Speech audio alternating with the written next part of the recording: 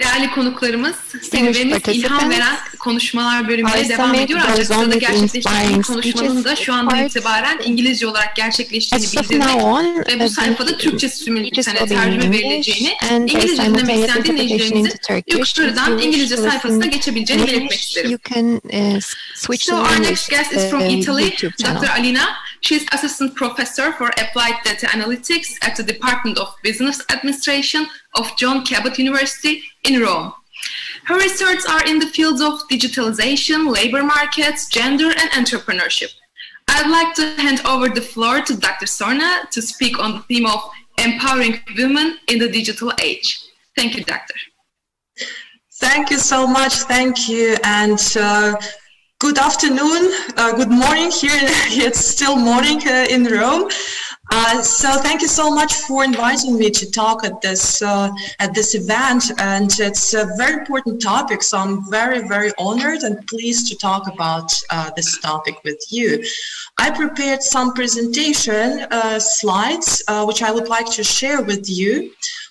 Just give me a second to share my screen with you.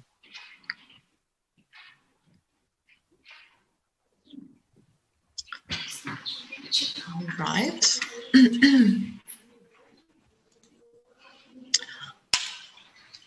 All right. So now you should be able to see the slides as well. So I'm going to talk about empowering women in digital age, and I'm going to introduce a slightly different perspective to this. What I want to make a strong argument for is that we need to rethink our approaches to empowering women, particularly in the digital age. And I would like to introduce the concept of globalization. So first of all, I would like to talk about the current status of gender equality, which has been improved a lot. So it's really rewarding to read the recent reports by the World Economic Forum, by the World Development Report, which are all talking about a tremendous improvement in the gender, in reducing the levels of gender inequality throughout the world. And this is happening in many domains, like in education, in political empowerment, although this latter domain needs to be improved slightly more. So there are still more gaps in political empowerment compared to other domains. But still, this progress, which is great, it is happening across diverse religious and cultural traditions. So basically, all around the world, we observe some improvement. However, what is very important to notice is that there are strong differences across different cultures. So in certain cultures, we have achieved more progress than in others. And what is even more striking is that we observe strong differences in the levels of gender equality across regions within a country. So when we look at one country, for instance, Germany, just taking example as an example, Germany, we see that gender inequality in the sense of labor market participation is very different between the states. So for instance, in Saxony, we have much higher participation of women in the labor market than in Bavaria, although, of course, the opportunities are there. Germany is a developed country. And so the opportunities are there. The level of education is quite high. So what is happening? Why is it the case that we observe such strong differences across regions within a country where the institutions are quite the same? So this is something which we have to take into consideration when talking about promoting gender equality. And moreover, another very important evidence which we have since quite recently is that the gender inequality seems to be very persistent over time. So if we had a region with high levels of gender inequality in the past, it is very likely that this region will also have high gender inequality in the future as well. So there is a strong level of persistence.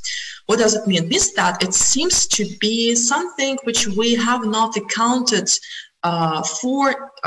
yet. So we have to consider other factors rather than promoting the same things like education, which is extremely important.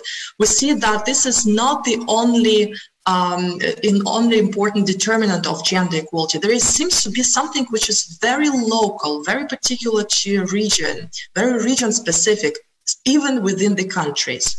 And so I want to make an argument for rethinking our approaches to gender equality.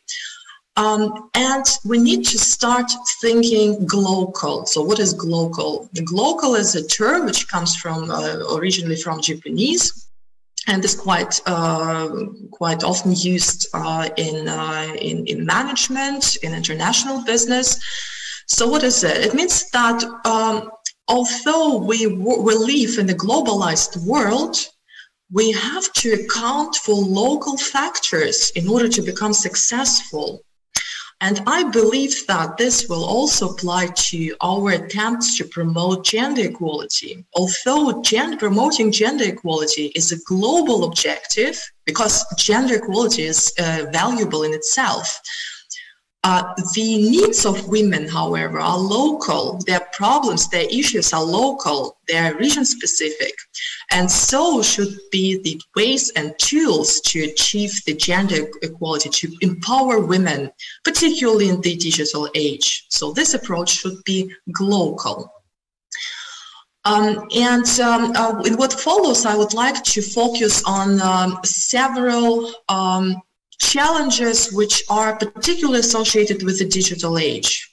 So the first one is concerning the chances that digitization offers for women's empowerment.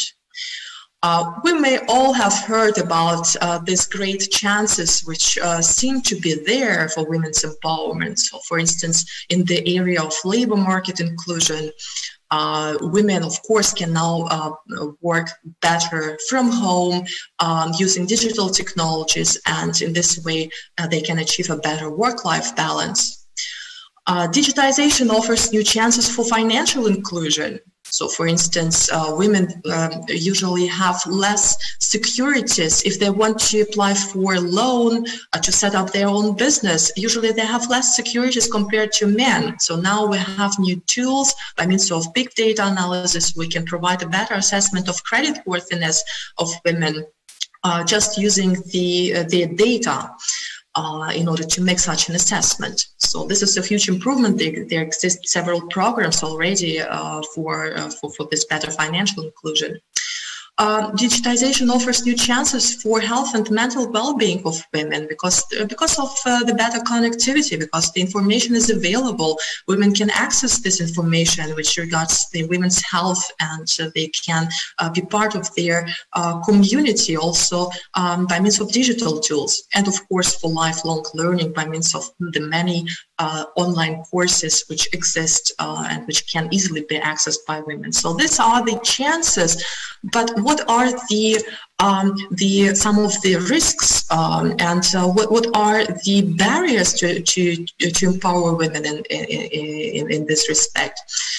And I want to argue that this is something which is local. So first of all, digital divides, as we know, they exist and they prevent many women from using these chances. But these digital divides are different. There are various digital divides. And most importantly, some of these divides are more prevalent in certain regions than in others. So which types of digital gender divides do exist? First of all, the lack of access to digital technologies. And this might be for very different reasons which are local. It could be too expensive in certain regions, but in other regions, the digital technologies are there, but the access is not supported by family members. So the access by women is not supported by family members or by the local community, right? So there are differences across regions. The lack of literacy and digital literacy, or another issue which is very region specific. Also related to that, the lack of relevant content in local language. So if the literacy is not there, if English is not your mother tongue, then it is very difficult to find relevant content. So even if you have access in your particular region, your locality, but you don't have necessary literacy, and the content is not relevant for you, well, probably you will not be digitally included. Another important point, which is particularly important to me, is which I think is not very much considered so far, is the lack of investment in individual data capital. We have to consider data as capital. We are all producers of our digital data capital, and we can make use of the digital data capital. As I mentioned in my previous example, we can use data in order to improve the creditworthiness assessment by banks, by financiers of new businesses, for instance. We can find a better job by means of investing in our data capital. So this is also one important digital divide, because people are different in the sense how they invest in their data capital. Are they aware about the consequences of how they collect their data? And last but not least, the lack of advanced digital skills. So women are seen to be more users rather than the producers of digital technology. So these gaps are all local.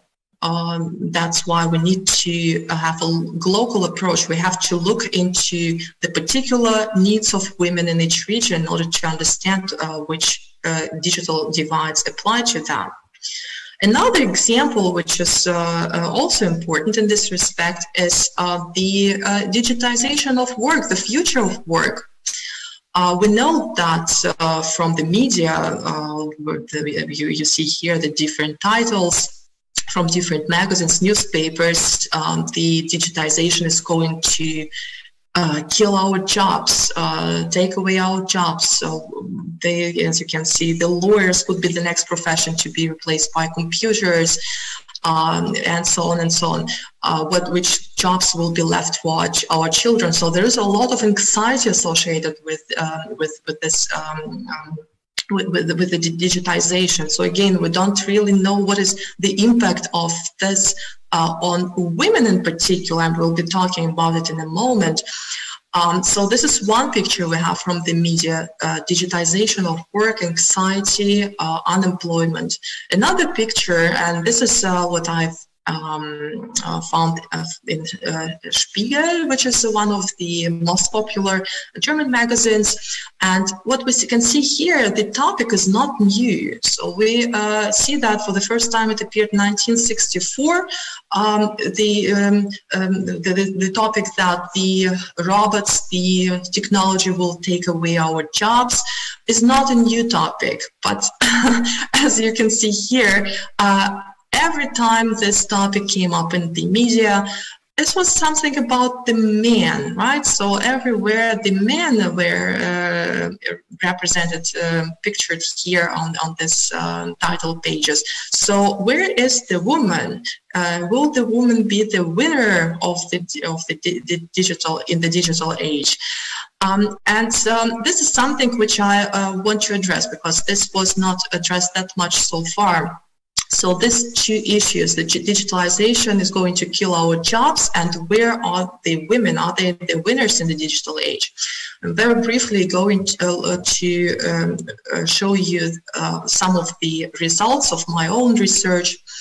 And what we make strong is that the digitalization is not going to just destroy our jobs. Digitization is going to also transform our jobs without necessarily replacing them. And so what you see here is the distribution of occupation. So each bubble here is an occupation. On the horizontal axis, you see the impact of digitalization, the destructive impact of digitalization. So the probability that the job will be replaced by machine. And on the vertical axis, the transformative digitization. So this is how your job will be transformed without necessarily being replaced by a machine. So we see that this opens up a very new perspective, because we see that, of course, many jobs will disappear, and we call them the collapsing occupations. So occupations which have a very high risk of being replaced by machines and which will not be transformed. So they're just easier to replace.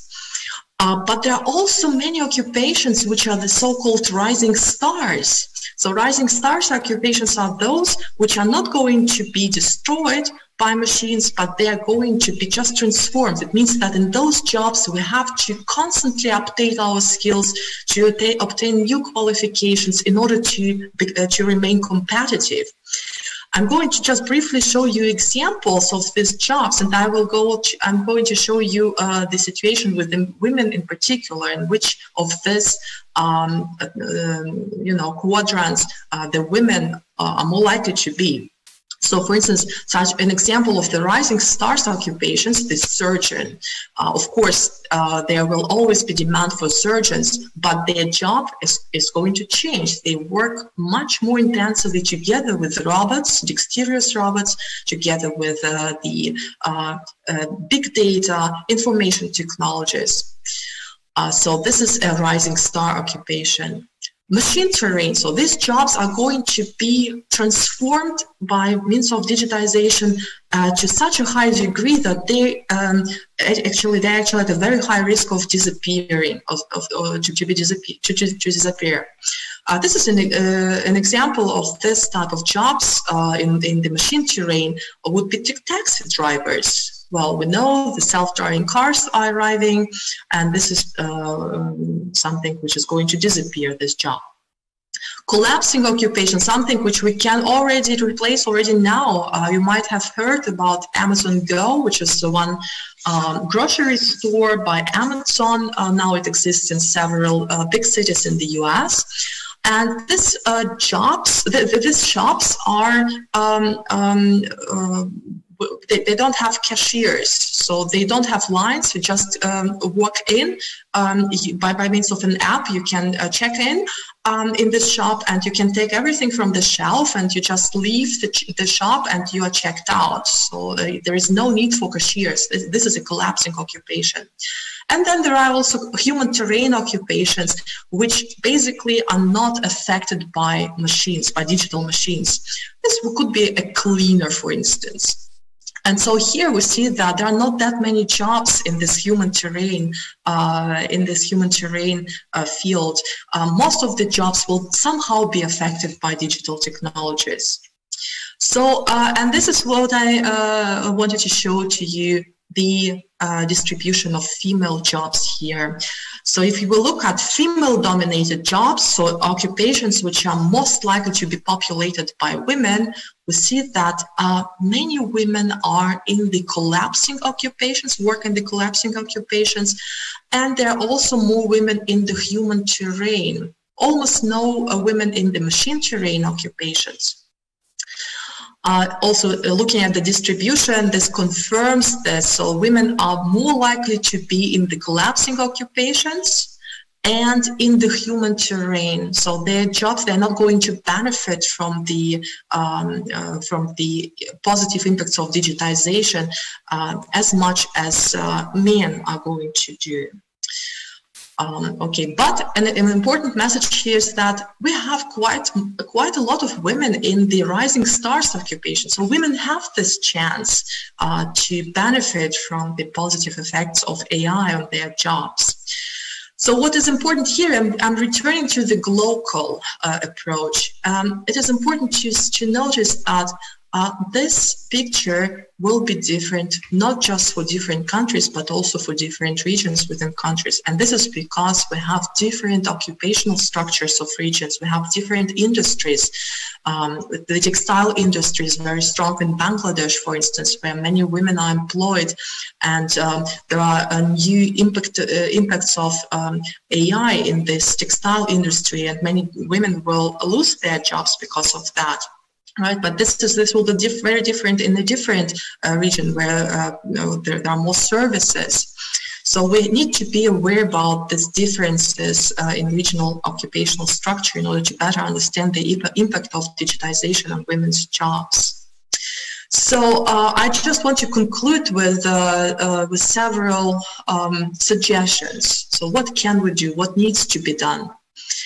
We see that gender inequality is decreasing worldwide, and this happens also thanks to the advances in new digital technologies. But this progress is unfortunately unevenly distributed across regions. My argument is that we need to develop local solutions, and the focus should be on the individual woman first, on the needs of an individual woman. So first of all, need to understand what do women need in their local communities. And this can be best achieved by collaborating with local organizations to empower women. And also the digital solution, there is no one-size-fits-all solution. We need, when we develop digital solutions to empower women, we need to take into consideration those local needs. So this means that the digital solutions will also be very different across regions, across localities. Another suggestion would be that we need to better understand which regional, local factors influence the level of gender equality, even within countries. And this could be local economic, socio-demographic, institutional, and cultural conditions. We just need to have a better understanding of what the regional factors do influence gender equality. And here we have a problem from the perspective of a researcher. We have a problem that we do not have much regional data, particularly in the developing countries. This is a huge gap which we need to reduce. We need to collect and make available regional data on gender equality in different domains. Moreover, we need to understand how to break a long-term persistence in the regional levels of gender inequality, because we see that these improvements in education, in closing the educational gaps which were made, and this is a huge improvement, this was not enough. And this is because we have the sticky local factors mostly related to social norms and values which are promoting unequal gender roles. And these factors are sticky, meaning that they are very persistent over time. It's very difficult to change them over time. We need to have a better understanding of what are those sticky local factors, and also how these factors can be changed. So by means of these global approaches, this new perspective to empowering women in the digital age, I believe that we will be much more efficient in achieving higher levels of gender equality around the world. Thank you so much for your very kind attention. I'm looking forward to hearing your questions. Thank you, Dr. Sorgner, for your speech and your presentation.